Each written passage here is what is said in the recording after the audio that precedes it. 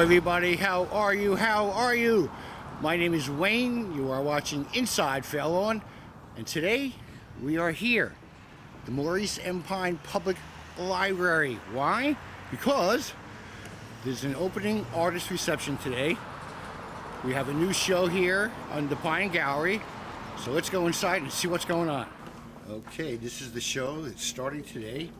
It's the opening reception for Kathryn. It's called Growing, and this is some of her work right here. We're going to go upstairs and see what's going on. But we want to welcome Kathryn to the special Pine Gallery this month. So let's go upstairs and see what's happening.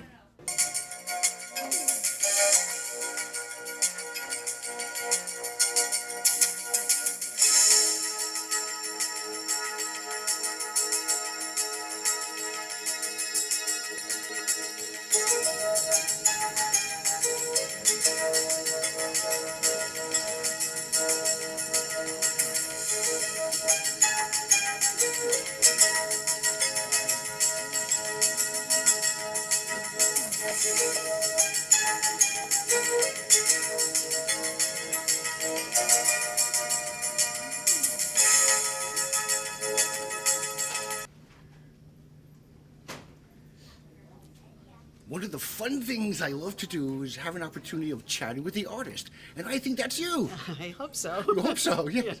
Introduce yourself. Tell everybody your name, please. Hi, I'm Kathryn Morrill. I painted everything here over the last few years. I'm a Fairlawn art teacher, so I'm hoping a lot of people in Fairlawn know that already. Where are you an art teacher at? In Radburn School and Forest School. Oh, very well. How long have you been doing that? Only 28 years. Only 28 years? Yes, in fact, I'm retiring this Pretty year. soon you're going to get used to it and probably like it, right? Well, up until June when I retire. Now, today's show has a theme or a name to it. I think it's Growing. Yes. Tell me about that. Where'd that come from? Well, if I may mostly ask? everything is a landscape, a floral, or something that growth is part of it. Sometimes it's also a series of paintings. So a painting will grow, the idea, one from another.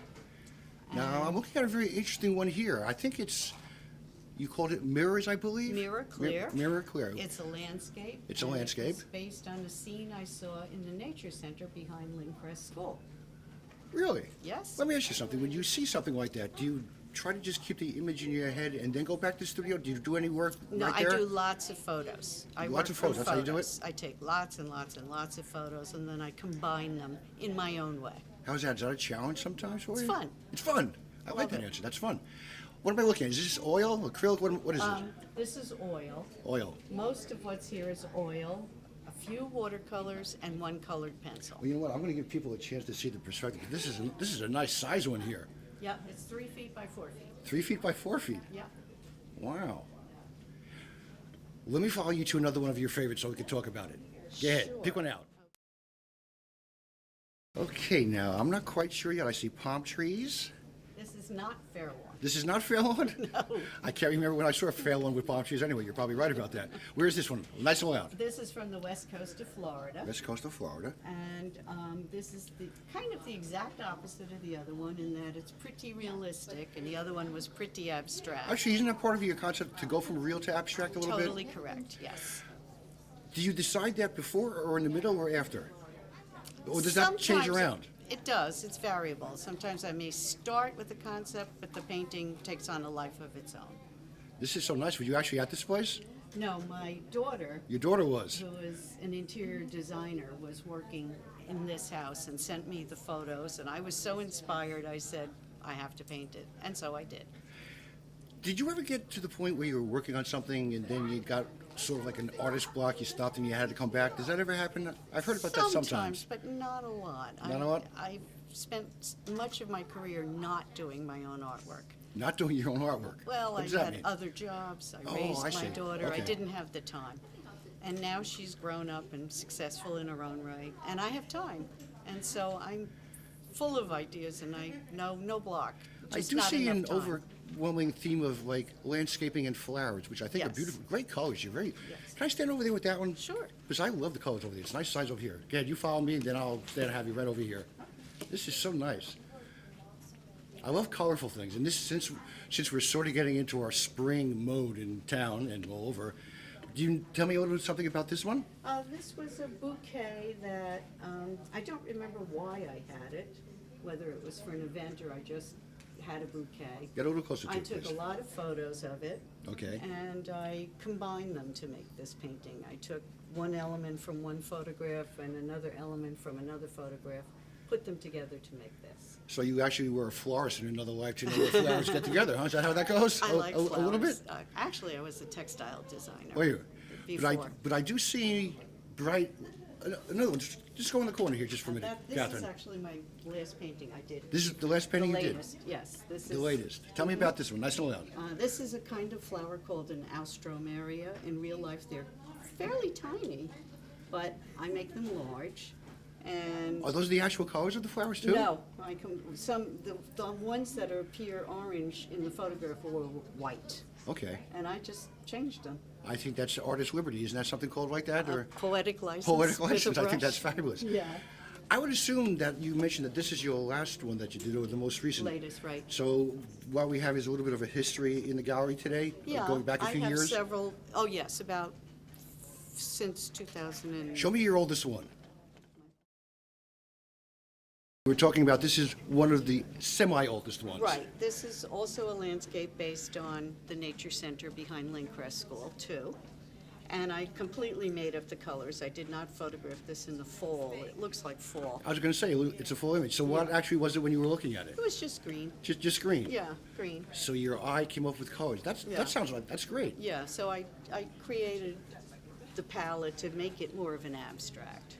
So that's one of my older ones. Nothing here is beyond 5 years old. Actually, what I find interesting, and you've done this actually more than once, you've actually split up the canvas here to get two images to come into one. Tell me about that. That's called the diptych.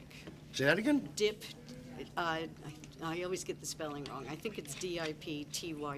Diptych? I think. Diptych, it means two. That's what I do with my oil in my car. I take No, out the that's a dipstick. dipstick. That's Oh, something I see. else completely. Just seeing if you were paying attention. Yeah, no. And Okay. then sometimes there's three, and that's called a triptych.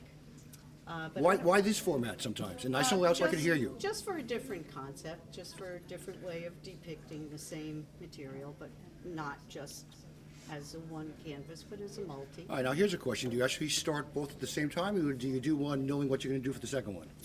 I had them side by side, and I did do a rough sketch, so I knew that So you they had it would mapped out a flow little bit? one- yes. Very good, very good. Can you tell me how you feel about being here in Fairlawn? I love it. I'm teaching here for 28 years. It's my home away from home. And I know so many people, and I have so many friends and students. It has to be in the thousands, the students. Well, I teach in two buildings. I teach over 500 a year, That's a lot. times 28 years. Just think of all the young artists you have out there who I hope. you got them into thinking about this. I hope I'm so. sure you have. That's the idea of being a teacher, to inspire. Yes. How did you feel, or how did you find out about the gallery here to show? Well, I always knew it You was knew about here it, right? because I've come into the library as a teacher to use it for different things. Also, as a teacher, we've had a couple of shows here with our students' work. I may have covered one or two of those, yes. So, yeah, I think so. I had one a few years ago where I had the students create like iPhones. And they iPhones? did iPhones. Okay. Little I had to make little boxes, and they had to do writing in it. It was like an autobiography.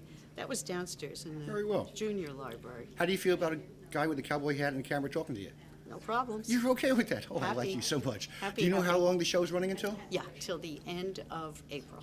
All right, so we're Just the very just beginning of March. So when we went to almost the- 2 full months. That's fantastic. Yeah. Thank you so much for chatting with me. Thank you. It's always nice just to get a vibe from the artists about their work. Enjoy your opening reception, and good luck in the future. Thank you. Thank you very much, so Kathryn. much. Thank you.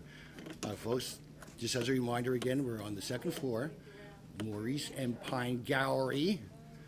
Actually, it's the Pine Gallery in the Maurice M. Pine Library. All right? And the show's running, as you heard, to the end of April. And we had a little chat with Kathryn. Wasn't she a doll? She's actually an art teacher in Fairlawn, too. Okay, I'm just going to go out and visit some more people. So everybody stay with me as Inside Fairlawn does continue.